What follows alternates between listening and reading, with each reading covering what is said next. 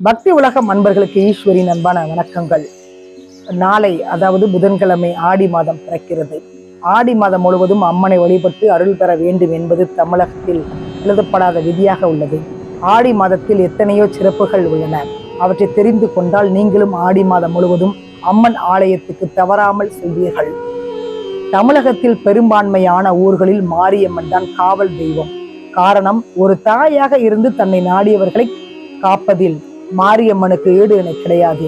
தன் குழந்தைகளை பாதுகாப்பதில் தாய்க்கு சமமாக வேறு எவரை சொல்ல முடியும்? மாரியம்மன் கோவில் இல்லாத ஊர் இருக்கவே முடியாது. ஆடி மாதங்களில் கூழும் வேப்பிலையுமாக கொண்டாடப்படும் மாரியம்மன் தான் மக்களை காக்க மண்ணில் உதித்த மாபெரும் தெய்வம். ஆடி மாதத்தை அம்மன் மாதம் என்றும் அம்பாள் மாதம் என்றும் சிறப்பித்து கூறுவார்கள். அந்த அளவுக்கு வீடுகளிலும் கோவில்களிலும் விழாக்களும் விரத வழிபாடுகளும் களை கட்டிவிடும். ஆடி மாதத்தில் பால் குடம் எடுத்தல், பொங்கல் வைத்து வழிபடுதல், சிறப்பு பூஜைகள் செய்தல், தீ மிதித்தல், கூழ் ஊற்றுதல், அம்மன் கோவில்களுக்கு சென்று வழிபடுதல் என்று இந்த மாதம் முழுவதும் வழிபாடு மாதமாகிறது. தமிழ் மாதங்களை உத்ராயணம், தட்சணாயனம் என இரு பிரிவுகளாக பிரிக்கலாம். தை முதல் ஆணி வரையான 6 மாதங்களை உத்ராயணம் எனவும், ஆடி முதல் மார்கழி வரையான 6 மாதங்களை தட்சணாயன காலமாகவும் பிரிக்கப்பட்டுள்ளது. தட்சணாயனம் துவங்கும் ஆடி மாதத்தில் சூரியனில் இருந்து சூட்சம சக்திகள் வெளிப்படும். வேத பாராயணங்கள், மந்திரங்கள், ஜபங்கள், வழிபாடுகள் ஆகியவற்றுக்கு ஆடி மாதம் சிறந்ததாக கருதப்படுகிறது. சுற்றுப்புறத்தை தூய்மையாக்கி அம்மன் வழிபாட்டை மேம்படுத்தி கொள்ளவும் ஆடி மாதம் பயன்படுகிறது.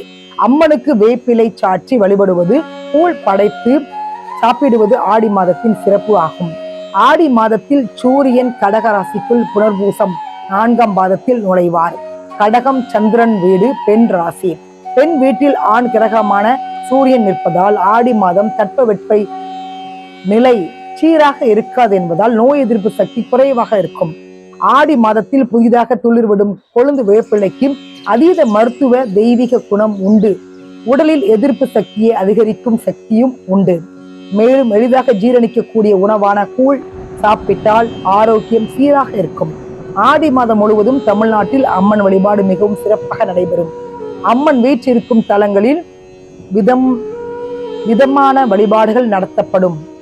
எங்கு பார்த்தாலும் ஓம் சக்தி பராசக்தி என்ற கோஷம் ஆத்மார்த்தமாக அருள் அலையாக பரவி நிற்கும். சக்தி வழிபாடு என்பது மிக மிக தொன்மையானது. ஆதி காலத்தில் இந்த வழிபாட்டை தாய்மை வழிபாடு என்றே கூறினார்கள். உலகின் முதல் வழிபாடாக சக்தி வழிபாடு கருதப்படுகிறது. சதாசிவன், மகேஸ்வரன், ருத்ரன், விஷ்ணு, பிரம்மா ஆகிய 5 பேரை தனது அம்சமாக உருவாக்கிய அன்னை பிறகு கரீம் என்னும் பீஜத்தில் எழுந்தருளியதாக திருமூலர் கூறியுள்ளார். கரீம் என்ற மந்திரம் ஓம் என்னும் பிரணவ மந்திரம் போல சிறப்பு வாய்ந்தது. கரீம் என்னும் பீஜ மந்திரத்தை மனதில் இருத்தி மனதை அலைபாய விடாமல் ஒருமுகப்படுத்தி படித்தால் முக்காலமும் உணர்ந்து மரணத்தை வென்று மகத்தான வாழ்வை பெற முடியும் என்று திருமூலர் குறிப்பிட்டுள்ளார். அம்பிகையை சரணடைந்தால் அதிக வரம் பெறலாம் என்பது மகாகவி பாரதியாரின் வாக்கு. முக்கணியை தொழுவோர்க்கு ஒரு தீங்கில்லையே என்கிறார் அபிராமி பட்டர். கல்வி, செல்வம், வீரம் 3ஐயும் தருபவள் சக்தியே. சிவனிடம் இருந்து சக்தியை ஒருபோதும் பிரிக்க முடியாது. உலகமே சிவசக்தி மயமாக உள்ளது. எனவே ஆலயங்களிலும் வீடுகளிலும் அம்பிகையை பராசக்தியாக போற்றி அவசியம் வழிபட வேண்டும். வீட்டில் தினமும் காலை மாலை 2 வேளையும் விளக்கேற்றி வைத்து செம்பருத்தி, அரளி ஆகிய மலர்களால் அர்ச்சித்து வழிபடலாம். குறிப்பாக செவ்வாய், வெள்ளிக்கிழமைகளில் அம்பிகையை பூஜிக்க மிகவும் ஏற்ற தினங்களாகும். அதிலும் முறைப்படி பயபக்தியுடன் அன்னையை வழிபட்டால் நிறைய பலன்களை பெறலாம்.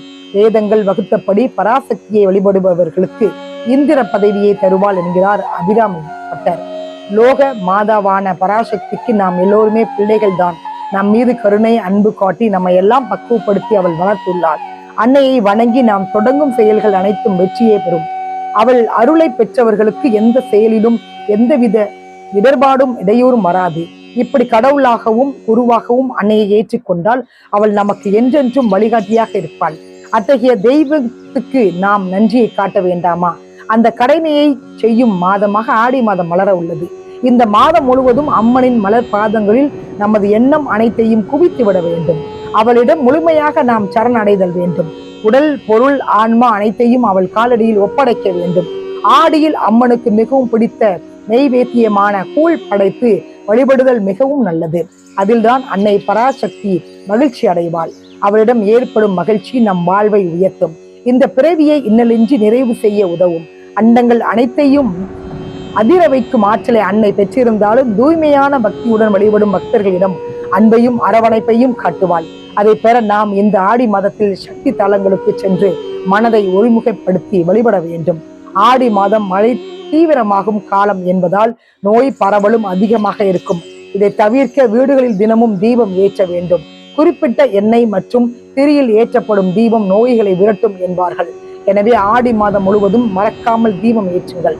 தீபமாகிய நெருப்பு எனும் ஒளி வடிவமே அக மற்றும் புற இருளாகிய அஞ்ஞானத்தை நீக்கி ஞானத்தை வழங்கக்கூடியது.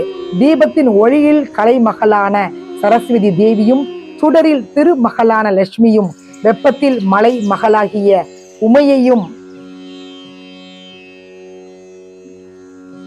உமையம்மையும் இருப்பதாக கருதப்படுகிறது. எனவேதான் கோவில்களில் கோடி தீபம், லட்ச தீபம் ஆகியவை ஏற்றப்படுகின்றன. வீடுகளில் தீபத்தை காலையில் பிரம்ம முகூர்த்தம் எனப்படும் அதிகாலை 4:30 மணி முதல் 6 மணிக்குள் ஏற்றுவது நல்லது. அதே போல் மாலையில் பிரதோஷ வேளையான 4:30 மணி முதல் 6 மணிக்குள் ஏற்றுவது சிறந்த பலன்களை கொடுக்கும். கோவில்களில் எந்த நேரமும் தீபம் ஏற்றி வழிபாடு மேற்கொள்ளலாம். மீண்டும் சந்திக்கலாம். நன்றி, வணக்கம்.